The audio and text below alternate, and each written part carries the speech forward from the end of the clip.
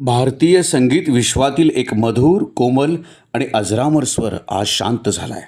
सुमन कल्याणपूर यांनी आपल्या सुरेल आवाजाने अनेक पिढ्यांच्या मनावर अधिराज्य गाजवलं. हिंदी आणि मराठी चित्रपटसृष्टीला त्यांनी दिलेलं योगदान अमूल्य आहे.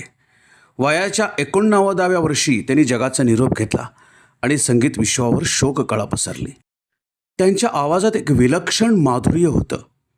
अनेकदा त्यांच्या स्वरांची तुलना लता मंगेशकर यांच्याशी केली गेली, पण सुमनताईंनी स्वतःची वेगळी ओळख निर्माण केली. आजकल तेरे मेरे प्यार के चर्चे हर जबान पर, नाना करते प्यार तुम्ही से कर बैठे, अशी अनेक हिंदी गाणी त्यांची अजरामर आहेत.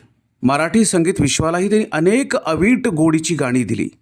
केतकीच्या बनी तिथे सांग कधी कळणार तुला, निंबोणीच्या झाडा मागे, अशी अनेक गाणी आजही मनाला स्पर्श करून जातात.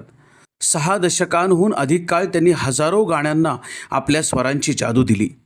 त्यांच्या आवाजातील निर्मळता, भावस्पर्शी अभिव्यक्ती आणि सुरांवरील निष्ठा यामुळे त्या संगीतप्रेमींच्या हृदयात कायम जिवंत राहतील.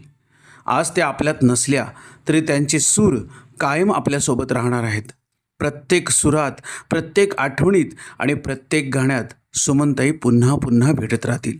सुमन कल्याणपूर यांना भावपूर्ण श्रद्धांजली.